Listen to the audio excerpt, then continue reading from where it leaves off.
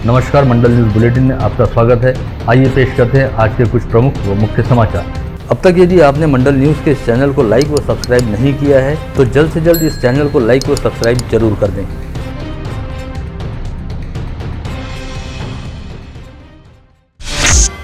विगत लंबे समय से कोविड संक्रमित मरीजों के मिलने का सिलसिला लगभग रुक गया था और इक्का दुक्का मौकों को छोड़कर विगत एक माह के दौरान अधिकांश दिनों में कोविड संक्रमित मरीज बिल्कुल भी नहीं पाए गए। किंतु आज मंगलवार 7 दिसंबर को अचानक ही अमरावती शहर में कोविड संक्रमितों की संख्या में जबरदस्त उछाल दिखाई दिया, जब लंबे समय बाद एक ही दिन के दौरान 9 लोगों की कोविड टेस्ट रिपोर्ट पॉजिटिव आई है। इसमें भी खास बात यह रही कि ये सभी 9 संक्रमित मरीज अमरावती मनपा क्षेत्र यानी अमरावती शहर से ही वास्ता रखते हैं, जिसमें कैंप परिसर के शुभांगन अपार्टमेंट में रहने वाली 41 वर्षीय एक महिला व 11 वर्षीय एक बालक एक ही परिवार से संबंधित हैं और संभवतः रिश्ते में मां बेटे हैं। वहीं बालाजी नगर में रहने वाले 60 वर्षीय पुरुष, लक्ष्मी नगर में रहने वाली 23 वर्षीय युवती, न्यू कृष्णार्पण कॉलोनी निवासी 21 वर्षीय युवती, राहटगांव जूनी बस्ती निवासी 23 वर्षीय युवती, पटवीपुरा निवासी 56 वर्षीय पुरुष तथा प्रसाद नगर निवासी 74 वर्षीय पुरुष सहित मनपा क्षेत्र से वास्ता रखने वाले 30 वर्षीय पुरुष की कोविड टेस्ट रिपोर्ट पॉजिटिव आई है। इसके अलावा बीते 24 घंटे के दौरान एक मरीज कोविड मुक्त होकर अस्पताल से अपने घर लौटा। इस समय जिले में कुल 12 एक्टिव पॉजिटिव मरीज हैं, जिनमें मनपा क्षेत्र के 10 तथा ग्रामीण क्षेत्र के 2 मरीजों का समावेश है। इनमें से केवल 3 मरीज कोविड अस्पताल में भर्ती हैं। वहीं मनपा क्षेत्र में 7 तथा ग्रामीण क्षेत्र में 2 मरीजों को होम आइसोलेशन में रखा गया है। कोविड संक्रमित मरीजों की संख्या में अकस्मात आए इस उछाल के चलते एक बार फिर महामारी के संक्रमण के फैलने को लेकर शहर में भय व चिंता का माहौल देखा जा रहा है। साथ ही प्रशासन द्वारा प्रतिबंधात्मक उपायों को कड़ाई से लागू किए जाने पर ध्यान दिया जा रहा है। अभी यह स्पष्ट नहीं हुआ है कि आज संक्रमित पाए गए 9 लोगों में से कोई व्यक्ति विदेश यात्रा से लौटा है अथवा नहीं। विगत 24 घंटे के दौरान जिले में 376 संदिग्धों के थ्रोट स्वैब सैंपलों की जांच की गई, जिसमें से 2.39% की टेस्ट रिपोर्ट पॉजिटिव आई है। वहीं इस समय कोविड संक्रमित मरीजों के कोविड मुक्त होने का प्रमाण 98.32% है। आज समूचे संभाग में कोविड के कुल 14 नए संक्रमित मरीज पाए गए, जिनमें अकोला के 1 व यवतमाल के 4 मरीजों का समावेश रहा। वहीं बीते 24 घंटे के दौरान संभाग में 8 मरीज कोविड मुक्त हुए, जिनमें अकोला के 5 व बुल्ढाना के 2 व्यक्तियों का समावेश है।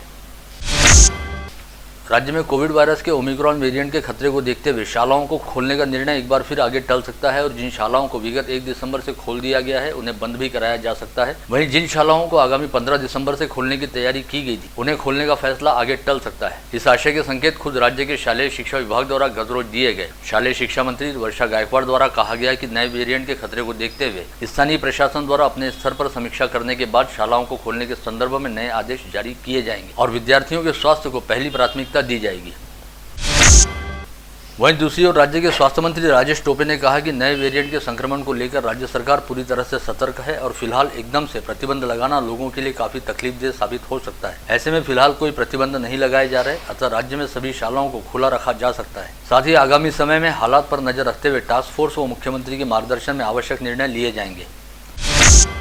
इसके अलावा राज्य टास्क फोर्स के प्रमुख डॉक्टर संजय ओक ने कोविड महामारी के बढ़ते खतरे को देखते हुए कहा कि इन दिनों विवाह समारोहों सहित विभिन्न सभाओं व सम्मेलनों में काफी भीड़भाड़ वाला माहौल दिखाई देने लगा है। यह अपने आप में बेहद चिंताजनक व खतरनाक स्थिति है, अतः इसे लेकर कड़े प्रतिबंध लागू करने पर गंभीरतापूर्वक विचार किए जाने की सख्त जरूरत है।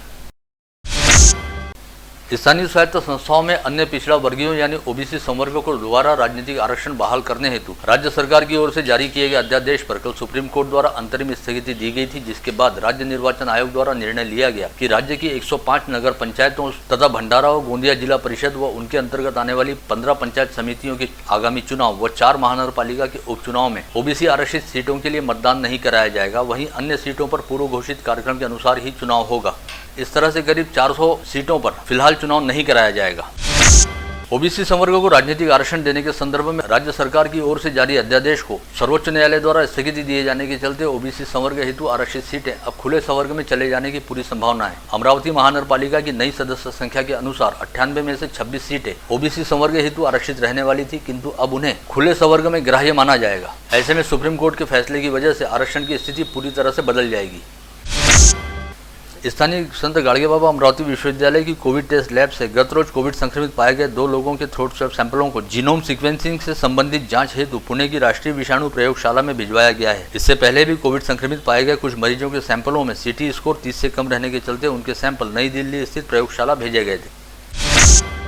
कोविड वायरस के ओमिक्रॉन नामक वेरिएंट से संक्रमित 7 मरीज महाराष्ट्र में पाए जा चुके हैं। ऐसे में सभी नागरिकों ने कोविड प्रतिबंधात्मक नियमों का पालन करने के साथ ही अपना टीकाकरण भी कराना चाहिए। इस आशय का आह्वान करते हुए जिलाधीश पवनीत कौर ने बताया कि प्रशासन की ओर से चलाए गए जन जागृति अभियान के चलते टीकाकरण के प्रमाण में 20% की वृद्धि हुई है। इस समय तक करीब 6.5 लाख नागरिकों का टीकाकरण हो चुका है। महाराष्ट्र सहित देश में ओमिक्रॉन वेरिएंट से संक्रमित कुल 21 मरीज पाए जाने के मद्देनजर सभी नागरिकों से मास्क, सैनिटाइजर व सोशल डिस्टेंसिंग के त्रिसूत्री नियम का पालन करने का आह्वान करते हुए जिलाधीश पवनीत कौर ने कहा कि अब तक जिन नागरिकों ने कोविड प्रतिबंधात्मक वैक्सीन नहीं लगवाई है, उन्होंने जल्द से जल्द टीका लगवाते हुए अपने सहित अन्य लोगों को सुरक्षित करना चाहिए।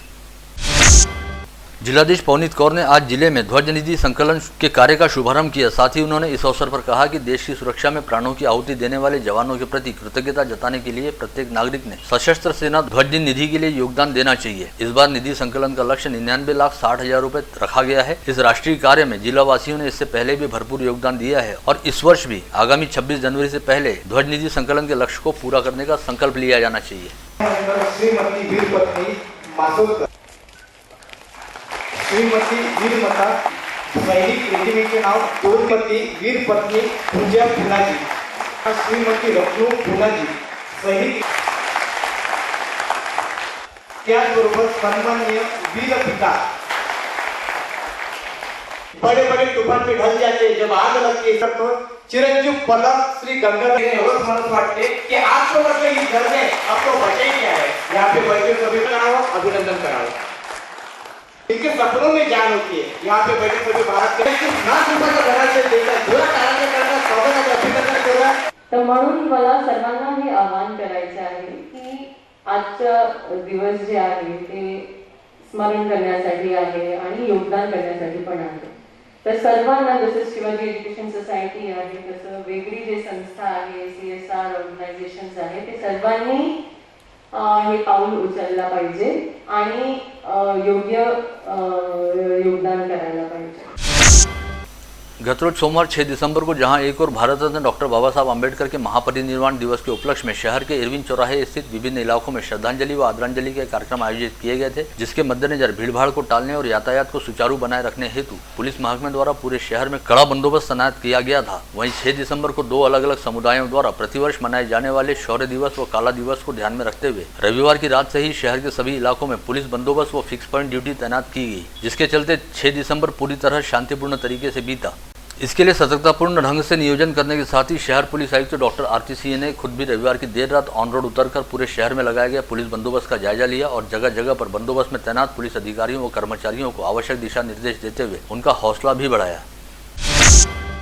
जारी वर्ष के दौरान जनवरी से नवंबर तक 11 माह में राज्य के अलग अलग अस्पतालों में आग लगने से 72 मरीजों की मौत हुई थी। आग लगने की सबसे प्रमुख वजह शॉर्ट सर्किट व ऑक्सीजन लीकेज को बताया गया। ऐसे में सभी सरकारी अस्पतालों में अग्निशमन व्यवस्था की उपलब्धता को लेकर सवाल उठाए गए। साथ ही कई अस्पतालों में अग्निशमन व्यवस्था को लेकर विभिन्न तरह की समस्याएं रहने की जानकारी भी सामने आई, जिसके बाद राज्य के सार्वजनिक स्वास्थ्य विभाग ने अब राज्य के सभी सरकारी अस्पतालों में प्रभावी अग्निशमन व्यवस्था उपलब्ध कराने का निर्णय लिया है। ऐसे में अब अमरावती के जिला सामान्य अस्पताल सहित 17 सरकारी अस्पतालों में अग्निशमन व्यवस्था हेतु करीब 5.5 करोड़ रुपयों के खर्च को प्रशासकीय मान्यता दी गई है। विगत कुछ दिनों से देशमुख लॉन परिसर में चेन स्नेचिंग की घटनाएं काफी अधिक घटित हो रही हैं। इस बात के मद्देनजर शहर पुलिस आयुक्त डॉक्टर आरती सिंह ने देशमुख लॉन परिसर में अस्थायी रूप से एक नई पुलिस चौकी स्थापित की है। गत रोज शाम 7 बजे शहर पुलिस आयुक्त डॉक्टर आरती सिंह ने अकस्मात ही देशमुख लॉन परिसर में बनाई गई पुलिस चौकी का दौरा किया। साथ ही ड्यूटी पर तैनात पुलिस कर्मचारियों से बातचीत करते हुए समय समय पर इस परिसर में पेट्रोलिंग करने को लेकर आवश्यक दिशा निर्देश भी दिए। विगत 2-3 दिनों से अमरावती शहर से जिले में ठंड का प्रमाण कुछ बढ़ गया है। ऐसे में जगह जगह पर लोग बाग अलाव जलाकर आग तापते हुए दिखाई दे रहे हैं। विगत 4 दिसंबर को लोनी टाकली निवासी अपने भाई के घर आई महिला का शौच हेतु जाते समय पीछा करते हुए उसे एकांत में ले जाकर उसके साथ दुराचार किया गया। पश्चात उसकी गला दबाकर हत्या करते हुए उसके शव को जंगल में फेंक दिया गया। इस नृशंस घटना को अंजाम देने वाले नराधमों को तत्काल गिरफ्तार किया जाए और फास्ट ट्रैक कोर्ट में मुकदमा चलाते हुए आरोपियों को जल्द से जल्द फांसी की सजा दी जाए। इस आशय की मांग का ज्ञापन प्रहार जनशक्ति पार्टी की ओर से जिला पुलिस अधीक्षक अविनाश भार्गव को सौंपा गया। वैजापूर येथली जी घटना आहे ती ताजी असतानाच आता लोणी टाकळी इथे मध्ये आणखी एक प्रकरण घडून आलं। प्रकरण असं आहे की एक महिला आपल्या भावाच्या घरी काही दिवस काढायला येतं आणि तिच्यावर तिथे जेव्हा ती बाहेर कुठेतरी चालली आहे फिरायला तेव्हा तिच्यावर अत्याचार होतो, बलात्कार होतो। एवढंच नाही की तिच्या गुप्तांगावर मार करून तिला मारून तिला जंगलात फेकून दिला जातो. इतपत घटना घडल्यानंतर आरोपी अजूनही अटकेत नाही आहे. आरोपी फरार आहे. त्याकरिता प्रहार जनशक्तीचे सगळे पदाधिकारी इथे निवेदन घेऊन आलेले आहे की त्यांनी लवकरात लवकर आरोपीला अटक करावी. लोणी टाकळी येथे भाऊबीजसाठी जेव्हा ती आली, ती बाहेर घराच्या बाहेर कुठेतरी एका कामानिमित्त जात असताना काही नराधमांनी तिच्यावर बलात्कार करून तिला मारून टाकलं. त्या सर्व आरोपींना तात्काळ अटक करून फास्ट ट्रॅक कोर्टात केस चालवून त्या आरोपींना फाशी मिळावी यासाठी प्रहार जनशक्ती पक्षाने आज SP साहेबांना निवेदन दिलं. त्यांच्याशी चर्चा झाली. साहेबांना सांगितलं की आरोपी तपास योग्य मार्गावर चालू आहे. आरोपी तत्काळ अटक होईल. आरोपी अटक झाल्यावर आम्ही स्पेशल PP लावून स्पेशल कोर्टात चालवून त्या सर्व आरोपींना फाशीची शिक्षा देण्यात येईल. आमच्या मागणीवर त्यांनी विचार केलेला आहे आणि आपली मागणी पूर्ण होत आहे. यासाठी SP साहेबांना आमची कळकळीची विनंती होती. ती विनंती आमची मान्य होत आहे. प्रतिवर्ष श्री क्षेत्र बहिरम में 1 माह तक यात्रा चलती है और इस दौरान यहाँ पर मेला लगता है, जिसमें हजारों दुकानदार अपनी छोटी मोटी दुकानें लगाकर अपनी आजीविका चलाते हैं. चूंकि इस समय कोविड संक्रमण को लेकर स्थिति पूरी तरह से नियंत्रण में है और अनलॉक की प्रक्रिया के तहत सब कुछ पहले की तरह खोल दिया गया है. अतः बहिरम में यात्रा को प्रशासन द्वारा अनुमति प्रदान की जाए, इस आशय की मांग का ज्ञापन बहिरम यात्रा समिति की ओर से जिलाधीश पवनीत कौर को सौंपा गया. बहिरम की यात्रा नहीं भरी और वो यात्रा के भरोसे बहुत से लोगों की रोजी रोटी है और बहुत से परिवारों का पालन पोषण यात्रा के भरोसे होता है. प्रशासन अगर ऐसी करता रहे, यात्रा नहीं भराते रहे, तो हमारे भूख मरने की नौबत आने की संभावना है और आखिरी पर्याय हमारे पास में आत्महत्या करने के सिवा दूसरा कोई पर्याय नहीं है. इसलिए प्रशासन से अनुरोध है कि जल्द से जल्द बहिरम की यात्रा भरवाने का कोशिश करें. ऑल इंडिया दलित पैंथर सेना के राष्ट्रीय अध्यक्ष दीपक केदार को तत्काल रिहा किए जाने की मांग को लेकर ऑल इंडिया दलित पैंथर सेना द्वारा जिलाधीश पवनीत कौर से मुलाकात करते हुए उन्हें अपनी मांग का ज्ञापन सौंपा गया. भारतीय जनता पार्टी OBC मोर्चा द्वारा जिलाधीश पवनीत कौर से मुलाकात करते हुए मांग की गई कि राज्य में OBC संवर्ग के राजनीतिक आरक्षण को लागू होने तक स्थानीय स्वराज्य संस्थाओं के चुनाव को आगे बढ़ाया जाए. विदर्भ राज्य आंदोलन समिति की ओर से स्थानीय मध्यवर्ती बस स्थानक के सामने गृह राज्य मंत्री नित्यानंद राय के प्रतीकात्मक पुतले का दहन किया गया. केंद्रीय गृह राज्य मंत्री नित्यानंद राय ने विदर्भ राज्य के संदर्भ में कोई भी प्रस्ताव नहीं रहने की जानकारी संसद में दी थी, जिसका विरोध करते हुए यह आंदोलन किया गया. दोनत के बाढ़ पीड़ितों को लेआउट बनाकर देकर उनको वहां पर कब्जा दिए जाने की मांग को लेकर बाढ़ पीड़ितों द्वारा जिलाधीश पवनीत कौर को एक निवेदन सौंपा गया. युवा सेना के पूर्व जिला प्रमुख प्रकाश मारोटकर के नेतृत्व में नांदगांव खंडेश्वर तहसील कार्यालय का घेराव किया गया और किसानों को फसल बीमा योजना का लाभ दिए जाने की मांग की गई. इस समय कहा गया कि नांदगांव खंडेश्वर तहसील के बीमाधारक किसानों का अतिवृष्टि से बड़े पैमाने पर नुकसान हुआ है. शहर के कैंप एरिया में स्थित ION डिजिटल सेंटर में काम करने वाले छात्रों को 45 दिनों से उनके काम का वेतन नहीं दिया गया, जिसके चलते इस सेंटर के छात्रों ने सेंटर के संचालक के खिलाफ फ्रेजरपुरा थाने में शिकायत दर्ज कराई है. शहर पुलिस आयुक्त की विशेष स्क्वाड की टीम ने खोलापुरी गेट थाना क्षेत्र के सक्करसाद परिसर स्थित बालाजी मंदिर के पास खेले जा रहे वर्ली मटका अड्डे पर कार्रवाई करते हुए स्वागत कॉलोनी में रहने वाले मुकेश भलावी, सक्करसाद निवासी आकाश मौर्य, नवसारी निवासी ज्ञानेश्वर भातकुलकर को हिरासत में लिया और उनके पास से 44,000 रुपये का माल बरामद किया. शहर के गुरुकृपा कॉलोनी में रहने वाली पूजा ढोले नामक महिला के गले से छीना झपटी के दौरान दिशा उर्फ दुर्गा सावरकर नामक महिला सोने का मंगलसूत्र चुरा कर ले गई. दिशा उर्फ दुर्गा सावरकर यह अपने उधार दिए गए पैसे मांगने के लिए पूजा ढोले के घर पर गई थी. इस समय दिशा ने पूजा के पति अंकुश को तमाचा मार दिया और बीच बचाव करने पहुंची पूजा के साथ भी दिशा ने छीना झपटी की और उसके गले से सोने की चेन चुरा ली. अकोला SP के विशेष स्क्वाड ने रायली जिन के रेणुका ट्रांसपोर्ट में अवैध रूप से स्टॉक करके रखे गए बायोडीजल पर छापामार कार्रवाई करते हुए उसे बरामद किया और करीब 2300 लीटर बायोडीजल जब्त किया गया. मूर्तियापुर तहसील के हाथगांव स्थित लक्ष्मी लीला जिनिंग प्रेस व ऑयल मिल को अचानक आग लगने से लाखों रुपए का नुकसान हुआ है. यह घटना 5 दिसंबर को सामने आई. इस आगजनी में करीब 9 लाख रुपए का नुकसान हुआ है. आप देख रहे थे मंडल न्यूज बुलेटिन. हमारे चैनल को लाइक करें, शेयर करें और हाँ, सब्सक्राइब करना ना भूलें. कल होगी आपसे फिर मुलाकात. तब तक के लिए धन्यवाद.